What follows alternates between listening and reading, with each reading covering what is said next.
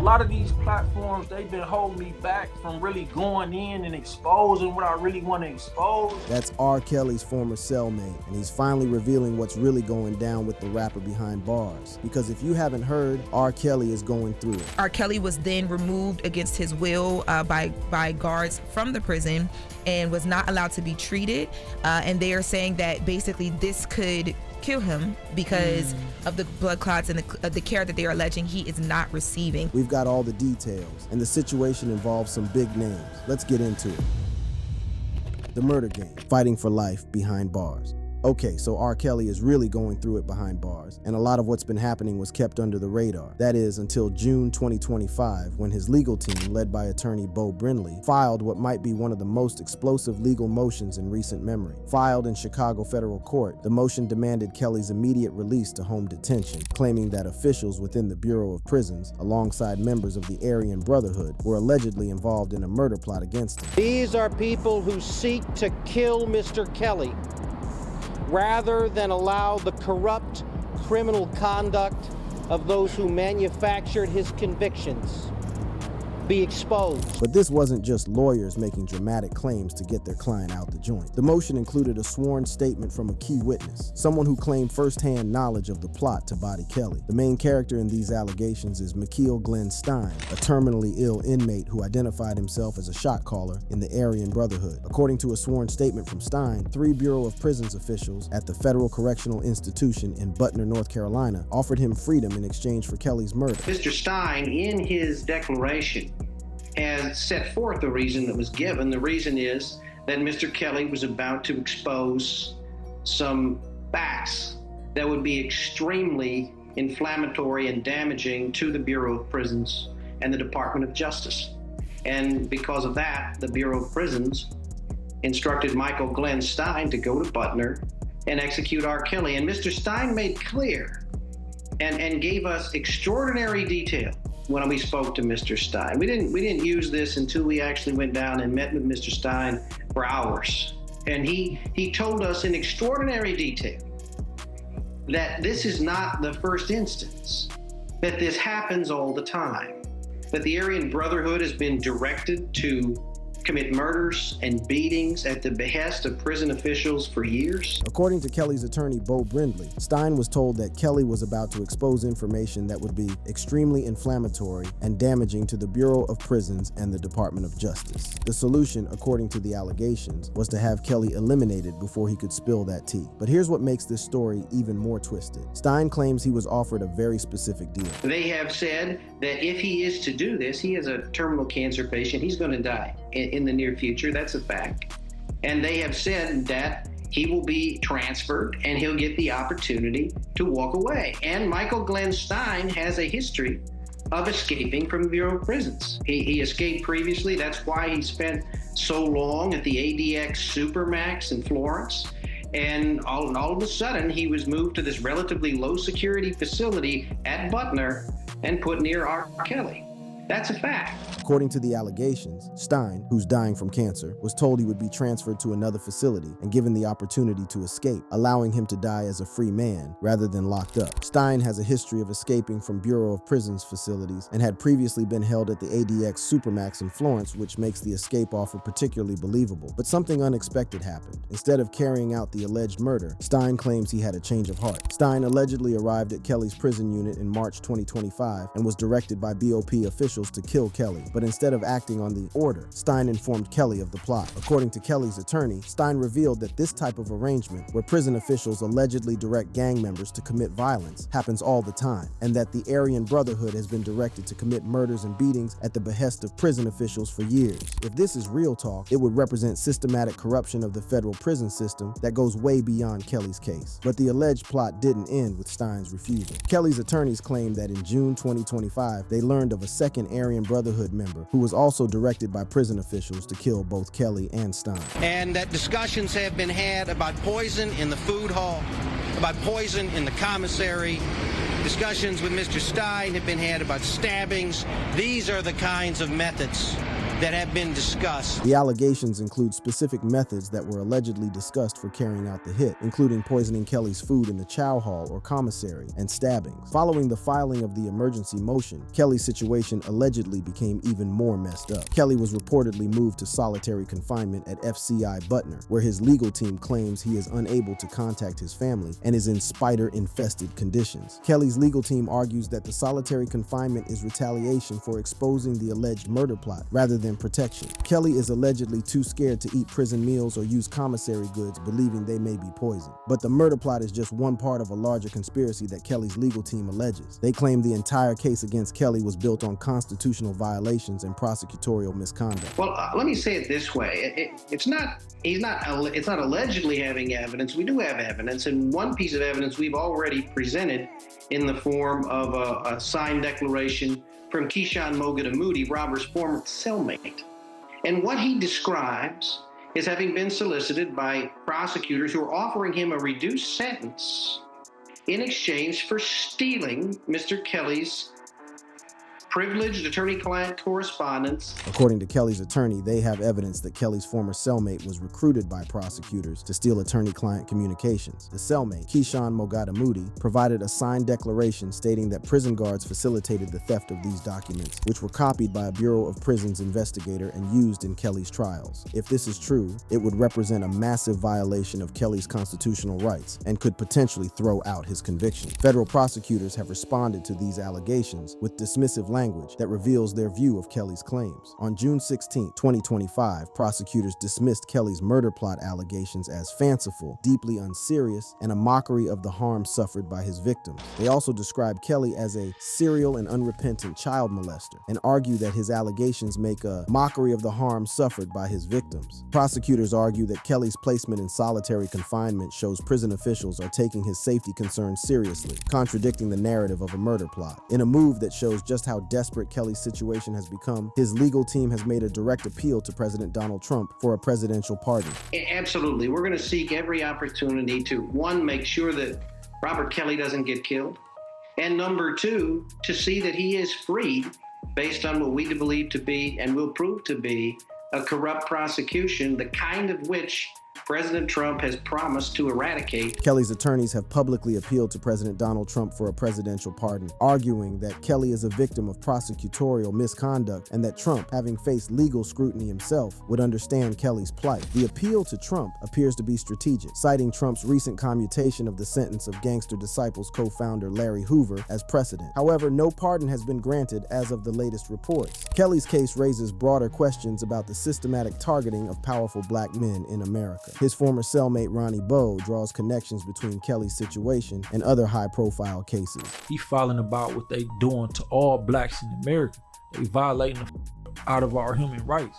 R. Kelly case too. They violating that man human rights. Larry Hoover, like, they violating his human rights. He got another bogus case. Despite the murder plot allegations, Kelly's legal battles in the traditional court system have been largely unsuccessful. The Second U.S. Circuit Court of Appeals upheld Kelly's conviction and 30-year sentence on February 12, 2025, rejecting arguments about inadequate evidence, biased jurors, and improper use of racketeering laws. Kelly's attorney, Jennifer Bonjean, plans to seek U.S. Supreme Court review, citing concerns about prosecutorial overreach. However, the U.S. Supreme Court declined to hear Kelly's appeal of the Chicago conviction in October 2024. Despite the legal battles and alleged threats, Kelly has reportedly remained creatively active while locked up. In a March 2025 podcast interview with Inmate Tea with 8A NDP, he claimed to have written 25 albums while in prison. This is where the story takes a serious and unexpected turn. According to newly filed court documents, R. Kelly experienced a frightening medical emergency while in custody, an incident his legal team claims was the direct result of improper medication administered by prison staff. So in the emergency filing, they allege that R. Kelly was giving an additional dose of medication by prison staff. And they're alleging that because of that additional medication that he was instructed to take and that he actually took, he suffered a overdose. So they say that R. Kelly woke up allegedly on June 13th and he felt faint. He was dizzy. He started to see black spots. He got up and he fell. He crawled to the door of the cell and he lost consciousness then. At that point, he was placed on a gurney. He was taken by ambulance to a nearby hospital because they tried to take him to the hospital inside of or associated with the facility that he's in, but they couldn't help him. However, his physical and mental condition appears to be getting worse. Kelly has diabetes and has faced health challenges, including blood clots in his legs, which he claimed nearly killed him. R. Kelly allegedly has been asking for months to get some medical attention to a swollen leg. R. Kelly's legal team says that once he was taken to the hospital for this overdose situation, R. Kelly brought up the swollen leg, and they allege that doctors there then took a look at the swollen leg and they found blood clots in R. Kelly's right leg, allegedly, in his left leg, in his lungs, allegedly. And R. Kelly's legal team is saying that R. Kelly was then told he should stay 7 days in that hospital for surgery, and then it would be an additional 2 weeks because of whatever care they were going to need to give him. But his legal team alleges that once the prison was contacted, R. Kelly was then removed against his will by guards from the prison and was not allowed to be treated. And they are saying that basically this could kill him because of the blood clots and the care that they are alleging he is not receiving. And while the overdose raised serious questions, it's the voices from inside the prison, especially one cellmate, that are blowing the lid off everything. His former bunkie has stories that take this whole situation to a different level. Cellmate spilling tea and industry secrets. What we're about to put you up on is some next level stuff. We're talking about explosive testimony from Kelly's former cellmate, industry secrets that supposedly go all the way to the top of the music game, and revelations about what really happens when somebody who knows too much becomes a problem for some very powerful cats. Well, on the way to the outside hospital, his team alleges that it was overheard someone in the ambulance from the hospital say this is going to open a whole new can of worms. R. Kelly's legal team then alleges that once he got to the hospital, it was then revealed that he had been giving an overdose quantity of medicine. The main source for a lot of what we're about to break down comes from a dude named Ronnie Bowe, a former federal inmate who spent serious time locked up with R. Kelly and has since written a book about their conversations. But before we get into his claims, let me keep it real with you. These are allegations and testimonies that paint a picture of corruption and conspiracy at the highest levels. Some of this stuff is disputed, some of it can't be verified, but all of it needs to be heard because it sheds light on a system that might be more corrupt than any of us ever imagined. Ronnie Bowe, whose government name is Ronnie Bowe Williams, is a former Fed who describes himself as an author and the CEO of Grind Mode Inc. But what makes this cat important to our story is that he spent considerable time locked down with R. Kelly at the Metropolitan Correctional Center in Chicago. And according to Bowe, the conversations he had with Kelly revealed some shocking truths about the music industry and what really went down that led to Kelly's downfall. Yeah, we was never roommates. We was on the same unit for a period of time, but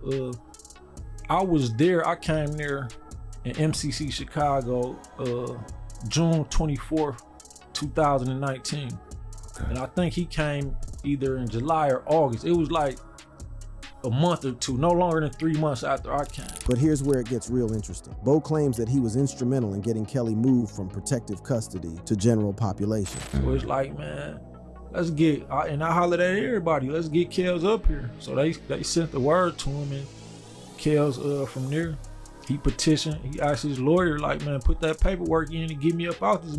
I want to go on general population. According to Bowe, he had already built relationships with shot callers from different prison organizations, the Gangster Disciples, Latin Kings, Blackstones, and they all agreed that Kelly should be allowed in general pop. This is significant because it means some of the most powerful dudes in the federal system vouched for Kelly's safety and gave him protection. But the real tea comes from what Bowe claims Kelly told him during their conversations. And these ain't just casual jailhouse stories. These are allegations about industry conspiracies, stolen music catalogs, and systematic targeting by some very powerful forces. One of the most explosive claims Bowe drops is about Kelly's music catalog. In one of your interviews, you said that you asked R. Kelly, or he told you, either one, that it was $1.2 billion, and he found out that his catalog was worth $1.2 billion. And once he started trying to figure out how he can get, the payments for that or whatever, that's when he said things kind of turned up on him. According to Bowe, Kelly found out that his music catalog was worth $1.2 billion,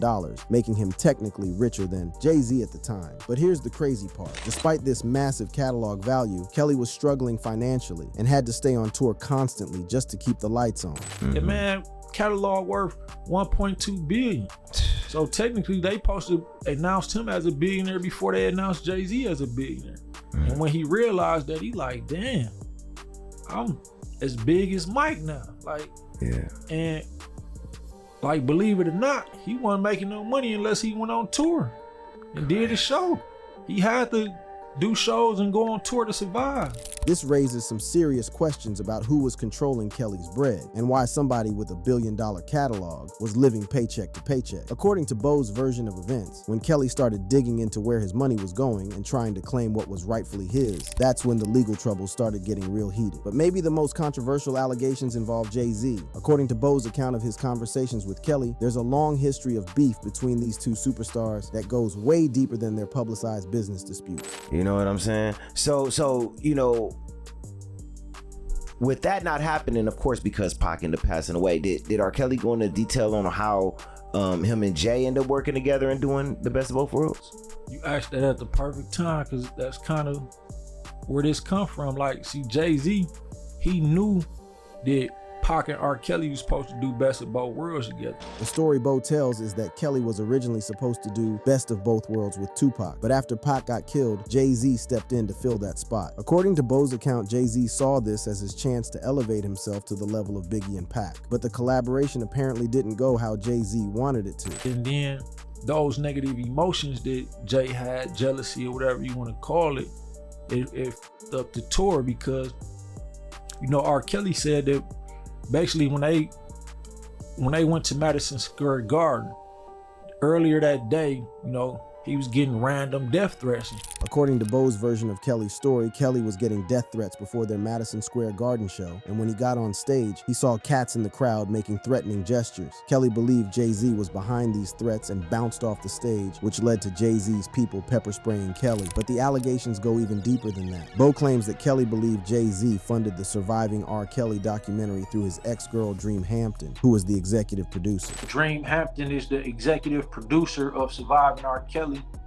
You know, that's her project, and that's Jay-Z ex-girlfriend, and you know, he funded mostly all of her projects, if not all. If this is true, that would mean one of the most powerful cats in the music industry deliberately funded a documentary designed to destroy Kelly's career and reputation. Bo's allegations don't stop with Jay-Z though. He claims there's a systematic effort to blacklist artists who don't play ball with certain industry agendas. I feel like R. Kelly was eventually blacklisted. I feel like I'm blacklisted.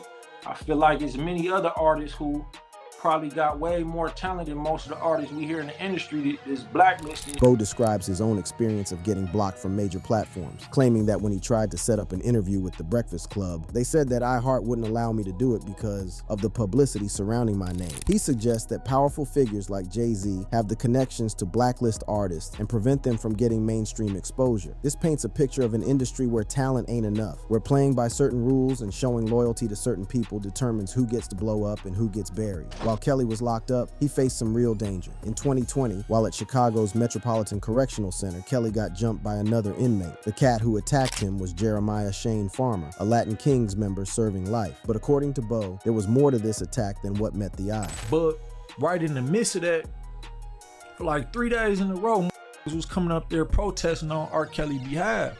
So in the feds, they got this rule, like if they protesting around a building, we got to do emergency lockdown. Bo explains that Kelly's supporters had been protesting outside the prison for 3 straight days, which led to lockdowns that stopped inmates from using phones or getting other privileges. This created mad frustration among the inmate population, who blamed Kelly for the disruptions. But Bo also mentions that Farmer later claimed in the media that the government had him do that. This raises some disturbing questions about whether the attack was orchestrated by authorities rather than being a random act of inmate violence. What makes Bo's account particularly compelling is that he's not just making these claims in a vacuum. He's written a book about his experiences and filed lawsuits against federal agents, including one case where he sued DEA agent Timothy P. Gray and won a settlement. This gives him some credibility as someone who has successfully challenged federal authorities in court. Bo also describes Kelly as someone who refused to compromise his principles, even when it could have helped his career. Because where we come from, like whether you was with a gang or not, we live by certain principles and codes. And in that industry, is a lot of that go on. Yeah. Like when you talk about selling your soul and that really go wrong. You know what I mean? Or this executive, you got this rich executive in the industry, and he could fuck over your career. He might want to play with your or something. He might want to play with your or something. But where we come from, it's like, what? And that's the type of R. Kelly was. R. Kelly told Quincy Jones, man, because of the God I serve, I can't get down like that, homie. According to Bo, Kelly refused advances from powerful industry figures like Quincy Jones, which may have limited his opportunities and made him enemies in an industry where such compromises are allegedly expected. The picture that emerges from these cellmate revelations is of an industry built on corruption, where artists are controlled through blackmail, financial manipulation, and when necessary, legal persecution. But if these allegations are true, they're just the tip of the iceberg. The question ain't just what happened to R. Kelly in jail, it's whether what happened to him is part of a larger pattern of silencing people who know too much about how the entertainment industry really operates behind closed doors. But to really understand why R. Kelly became such a target inside and outside the system, we gotta rewind the clock and look at how all this started in the first place. How R. Kelly ended up behind bars. All right, let's keep it 100 from the jump. To understand what's really going down with Kelly in the pen, we gotta go back to how this whole mess started popping off. See, the allegations against Kelly ain't nothing new. This drama been brewing since way back in the day. In 1994, when Kelly was 27, he went and married 15-year-old Aaliyah in some secret ceremony in Chicago. Now that's already suspect as hell, but it gets worse. They had to fake her ID, making it look like she was 18, but her parents shut that whole situation down and got it annulled in the 95. Come to find out later, somebody testified in court that Kelly's people dropped $500 to get a fake ID for baby girl, probably because they thought she might be pregnant. But that was just the beginning of this whole mess. Throughout the late 90s and early 2000s, mad women started coming forward. Tiffany Hawkins, Tracy Sampson, and others, all saying Kelly was on some inappropriate stuff with minors and dude was cutting checks left and right to make them go away. The pattern was clearer than day, but Kelly's money and fame was like a shield protecting him from any real consequences. The first time the law really tried to get at Kelly was in 2002.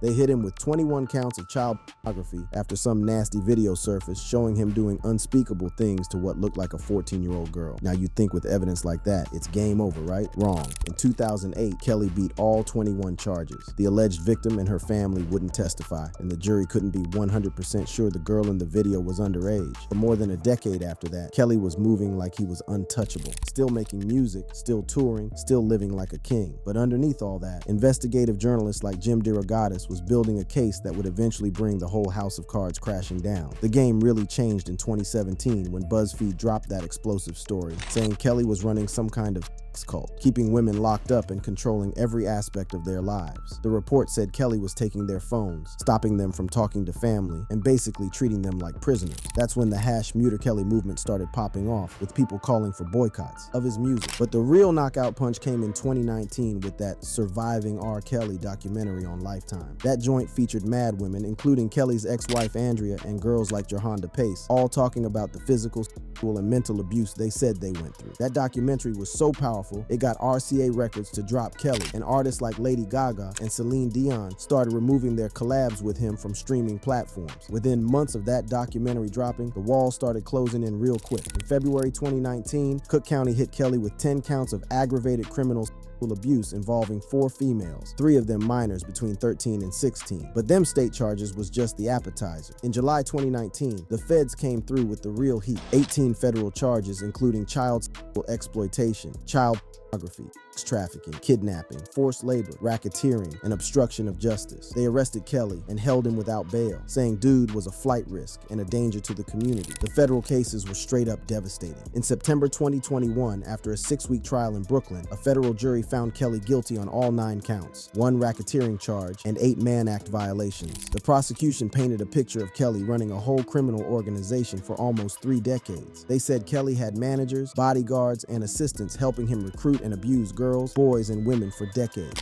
11 victims, including Aaliyah, came to court and testified about all kinds of physical and psychological abuse, most of it happening when they were still minors. They talked about how Kelly had rules, calling him daddy, not being able to move around freely, couldn't even look at other men. If you broke the rules, you got punished with beatings and forced to do sexual stuff, some of which he recorded. On June 29, 2022, Judge Ann Donnelly hit Kelly with 30 years in prison, saying his actions showed violence, cruelty, and control, and that he used his fame to prey on vulnerable people. 7 survivors got up in court and told their stories about how this man destroyed their lives while while Kelly sat there showing no remorse at all. But the punishment wasn't done yet. In September 2022, a Chicago federal jury found Kelly guilty on 6 out of 13 charges, 3 counts of making child pornography and 3 counts of getting minors to have sex.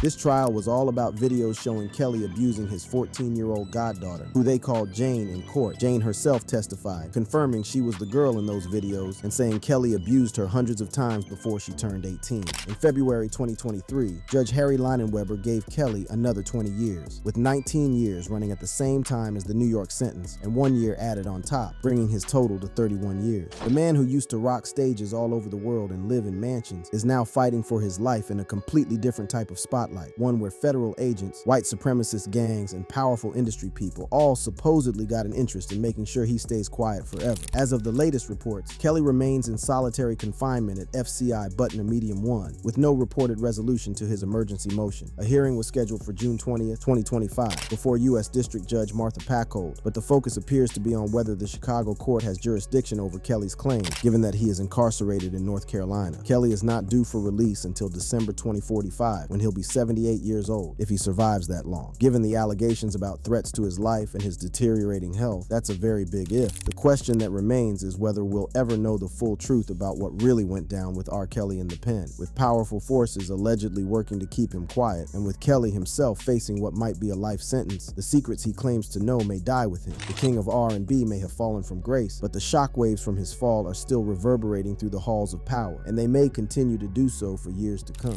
This ain't just about one man's story anymore. It's about a system that allegedly preys on those who know too much, and what happens when the streets meet the highest levels of government and industry corruption. Like the video? Check out more just like it by clicking the suggested videos on your screen.